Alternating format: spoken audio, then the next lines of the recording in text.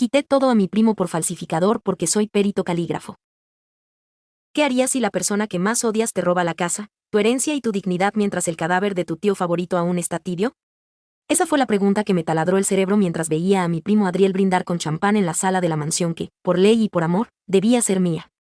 No fue solo el dinero, fue la forma en que pensó que podía engañarme a mí, la persona que se gana la vida analizando las mentiras que la gente deja escritas en papel. La muerte de mi tío Donato fue un hachazo en el pecho. Él no tuvo hijos, y desde que mis padres fallecieron en un accidente cuando yo era adolescente, él fue mi ancla. Me pagó la carrera de criminalística y me apoyó cuando decidí especializarme como perito calígrafo forense. Pasé años en su biblioteca, rodeada de sus manuscritos, sus contratos de negocios y sus cartas personales. Conocía su caligrafía mejor que mi propio rostro. Sabía cómo su pluma acariciaba el papel, cómo la presión de su mano disminuía al final de las frases y cómo esa pequeña curvatura en la D mayúscula era su sello personal e involuntario. Durante sus últimos 2 años de vida, mientras el cáncer le iba robando el aire, yo fui la única que estuvo allí. Yo cambiaba sus sábanas, yo le leía por las noches y yo administraba sus medicamentos. ¿Y Adriel? Adriel estaba ocupado gastándose la asignación mensual que Donato le enviaba por pura lástima. Adriel nunca llamó para preguntar si el tío necesitaba una manta o si ya no podía comer sólidos. Él solo apareció el día del funeral, con un traje italiano que claramente no podía pagar y una expresión de tristeza fingida que se le caía de la cara a pedazos. El funeral fue un espectáculo de hipocresía. Mi tía Sirenia, la madre de Adriel, lloraba a gritos, buscando las cámaras de los diarios locales, mientras que mi exnovio, Iago, caminaba del brazo de ella como si fuera el hijo que Donato nunca quiso tener. Ver a Iago allí fue la primera puñalada. Me había dejado hacía 6 meses, diciendo que necesitaba espacio, para luego enterarme de que se había aliado con Adriel en un negocio de criptomonedas que terminó en estafa. Ahora, ahí estaban los tres, como buitres sobre una rama, esperando que el ataúd bajara para empezar el festín. 3 días después del entierro, nos citaron para la lectura del testamento. Yo estaba tranquila. Donato siempre me dijo, Lucía, esta casa y lo que he construido serán tu laboratorio, tu refugio. Pero cuando el notario, un hombre mayor que parecía tener prisa por jubilarse, abrió el sobre, el mundo se detuvo. Yo, Donato Valdivia, declaro como mi único y universal heredero a mi sobrino, Adriel Valdivia Sirenia.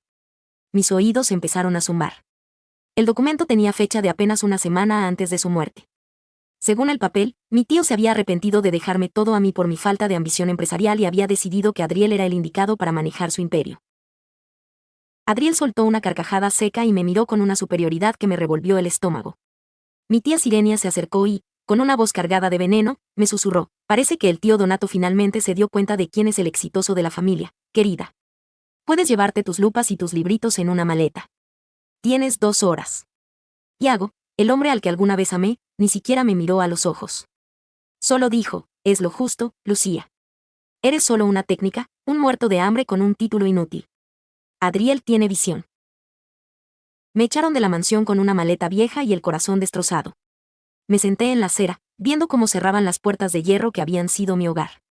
Pero mientras esperaba el taxi, algo hizo clic en mi cabeza. El notario me había permitido ver una copia del documento por unos segundos. En ese momento, el trauma me bloqueó, pero ahora, en el silencio de la calle, mi ojo profesional empezó a proyectar esa imagen en mi mente. Había algo mal. Algo sutil, casi invisible para el ojo humano común, pero flagrante para un perito. La firma de mi tío en ese testamento tenía un temblor extraño. Donato tenía Parkinson en etapa inicial, sí, pero su temblor era rítmico, descendente. Lo que vi en ese papel era un temblor fingido. Era la vacilación de alguien que está intentando dibujar una firma en lugar de escribirla. Alguien que estaba demasiado concentrado en copiar el diseño y olvidó la dinámica del trazo. En ese instante, supe que Adriel no solo era un idiota, sino un criminal. Y sé lo que estás pensando. Que debía haber gritado ahí mismo, que debía haber llamado a la policía en ese segundo. Tienes razón. Pero tú no conocías a mi primo como yo. Si lo denunciaba en ese momento, con sus abogados y el dinero que acababa de heredar, probablemente destruiría las pruebas antes de que yo pudiera tocarlas. Tenía que ser más inteligente. Tenía que dejar que se confiara, que empezara a construir su propia celda con ladrillos de oro falso. Esa noche, en el pequeño apartamento alquilado que pude pagar con mis ahorros, saqué mi equipo forense. No tenía el original, pero tenía fotos de alta resolución que logré tomar con mi celular antes de que el notario cerrara el sobre. Amplié la imagen 400 veces. Ahí estaba. El error de principiante. Adriel había usado un software de imitación de trazo para imprimir una guía tenue y luego pasar la pluma encima, o quizás simplemente calcar. Pero cometió el error fatal, no ajustó la presión de la pluma. Un hombre moribundo y con Parkinson no ejerce una presión uniforme de 0.5 gramos en cada curva. La firma del testamento era demasiado perfecta en su imperfección. Recuerdo que esa noche cené un sándwich rancio y lloré, pero no de tristeza. Lloré por la rabia de saber que mi tío, en sus últimos momentos, probablemente ni siquiera pudo sostener una pluma, y estos buitres le habían faltado al respeto de la forma más vil posible. Me prometí que Adriel no solo perdería la casa, sino que terminaría suplicando por un trozo de pan. Pasaron 3 meses. Durante ese tiempo, me mantuve en las sombras. Acepté trabajos mal pagados analizando cheques de pensionados y contratos de alquiler. Mientras tanto, vigilaba las redes sociales de Adriel. Era un festival de arrogancia. Fotos en yates, relojes de $50,000 y, lo más importante, el anuncio de que iba a vender el terreno de las Acacias, la joya de la corona de la herencia de mi tío. Era un terreno baldío en la zona más cara de la ciudad, valorado en $4 millones. Adriel necesitaba efectivo rápido porque sus deudas de juego y sus malos negocios con Yago estaban empezando a ahogarlo. Yo sabía que ese era el momento. Pero me faltaba una pieza del rompecabezas. Una prueba que no fuera solo mi palabra contra la suya. Necesitaba algo irrefutable. Fue entonces cuando recordé el despacho de mi tío. Semanas antes de que muriera, yo había instalado una pequeña cámara de seguridad oculta en un libro falso de la estantería. No lo hice por desconfianza hacia él, sino porque Donato tenía miedo de que las enfermeras le robaran sus medicamentos caros. Nunca le dije a nadie que la cámara estaba allí. Y lo mejor de todo, la cámara grababa en una tarjeta SD que se sobrescribía cada 6 meses. Si tenía suerte, el video del día de la supuesta firma todavía estaba ahí. Entrar a la mansión no fue fácil. Aproveché una de las fiestas legendarias que Adriel organizaba. Me puse una peluca, un vestido que no era mi estilo y me mezclé con la multitud de gente superficial que llenaba la piscina. Me escabullí por la puerta de servicio y llegué al despacho.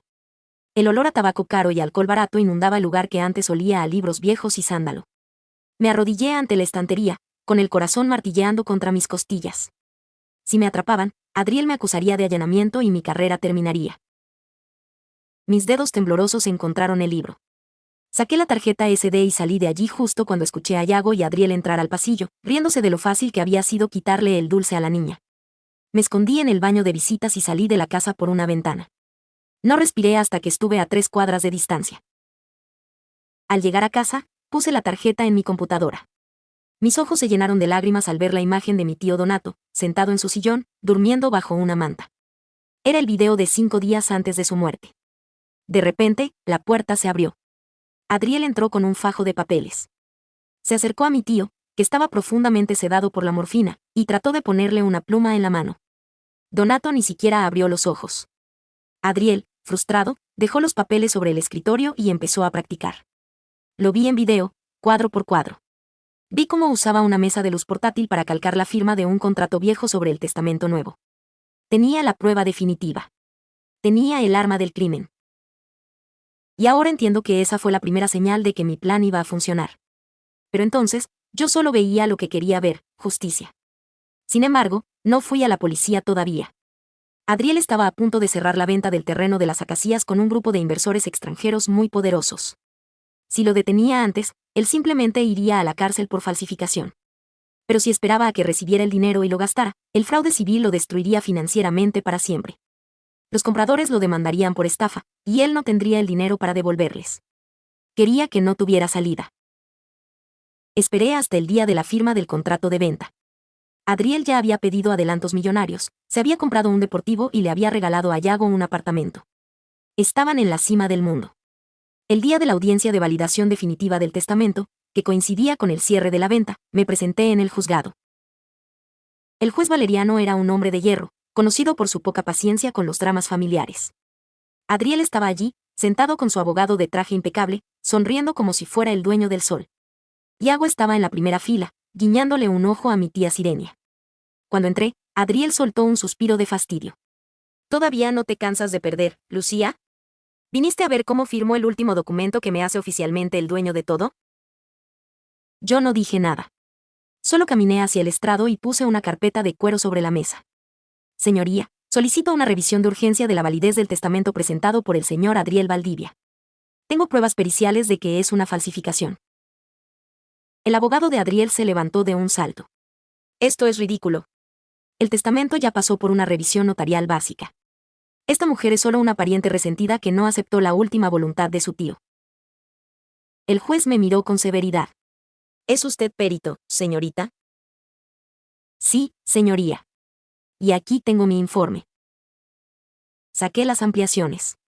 Empecé a explicar, con la frialdad de quien dicta una sentencia de muerte, cada error en el trazo.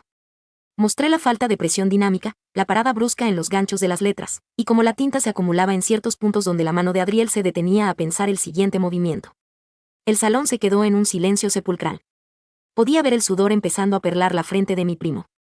Pero lo mejor estaba por venir. ¿Y si la ciencia caligráfica no es suficiente para este tribunal?, dije, mirando directo a los ojos de Adriel, que ahora estaban inyectados en sangre, tengo un testigo presencial que no puede mentir. Saqué la tableta y reproduje el video. Ver a Adriel en pantalla grande, practicando la firma mientras mi tío agonizaba en el fondo, fue demasiado hasta para el juez más duro. La tía Sirenia se puso pálida y se desmayó en su silla. Iago, el gran cobarde, se levantó y trató de salir de la sala, pero los guardias de seguridad le bloquearon el paso por orden del juez. Adriel gritó. Me llamó de todo. Dijo que yo lo había planeado, que el video estaba manipulado. Pero la evidencia digital forense es casi imposible de refutar cuando tienes los metadatos originales. El juez Valeriano no tardó ni 10 minutos en dictar su resolución preliminar. Anuló el testamento por fraude, ordenó el embargo preventivo de todas las cuentas y propiedades a nombre de la sucesión, y dio parte inmediata a la Fiscalía para el arresto de Adriel por falsificación de documento público y estafa. Pero lo que Adriel no sabía, o no quiso procesar en su arrogancia, era que los inversores del terreno estaban presentes en la sala. Habían venido para asegurarse de que todo fuera legal antes de transferir los últimos 3 millones. Cuando escucharon al juez, el líder del grupo, un hombre que parecía sacado de una película de gánsteres rusos, se acercó a Adriel y le dijo al oído, lo suficientemente fuerte para que yo escuchara: nos debes el adelanto, muchacho. Y los intereses. Y el tiempo perdido. No hay cárcel que te proteja de nosotros. Esa noche, mientras las patrullas se llevaban a Adriel y la policía interrogaba a Sirenia como cómplice, me quedé sola en la sala del juzgado. Iago se acercó a mí, tratando de poner su mano en mi hombro con esa sonrisa falsa que antes me derretía. Lucía, amor, yo siempre supe que eras increíble. Yo solo estaba con ellos para vigilarlos, para ayudarte desde adentro. Le di una bofetada tan fuerte que mi mano quedó doliendo. Vete, Iago. Antes de que le diga al fiscal que tú fuiste quien compró la mesa de luz para calcar la firma. No era cierto, pero el miedo en sus ojos me confirmó que él también había estado en el ajo. Salió corriendo como la rata que siempre fue. Me quedé mirando el techo de la sala. No lloré. Me sentí vacía, pero con una paz que no recordaba. Y sé lo que estás pensando. Que fui cruel al dejar que Adriel se hundiera en deudas antes de hablar. Que pude haber evitado que gastara el dinero de mi tío. Tienes razón. Pero tú no viste la cara de Donato cuando Adriel le negaba un vaso de agua. Tú no sentiste el frío de ser echada a la calle por tu propia familia. A veces, la justicia no es suficiente. El karma necesita un empujón profesional. Los meses siguientes fueron un caos de abogados y trámites. Recuperar la mansión fue fácil una vez que el testamento falso fue anulado. Lo difícil fue limpiar la suciedad que Adriel dejó. Tuve que vender algunas propiedades menores para pagar a los inversores estafados por él, no porque fuera mi obligación legal, sino por limpiar el nombre de mi tío. Donato siempre fue un hombre de palabra, y yo no iba a dejar que su apellido estuviera manchado por las deudas de un delincuente. Ahora, vivo en la mansión. Pero ya no es solo una casa vieja llena de fantasmas. Convertí el despacho de Donato en mi laboratorio forense privado. Quité las alfombras caras y puse suelos de linóleo fáciles de limpiar. Instalé microscopios de última generación, luces ultravioleta y cámaras de alta velocidad. Trabajo para la fiscalía y para clientes privados que, como yo, han sido víctimas de la codicia escrita en papel. Adriel está cumpliendo una condena de 6 años. Pero eso no es lo que más le duele. Lo que lo mata es que cada mes, le envío una copia de mi informe pericial enmarcada, para que nunca olvide que una simple pluma y un ojo entrenado fueron suficientes para destruir su vida de mentiras.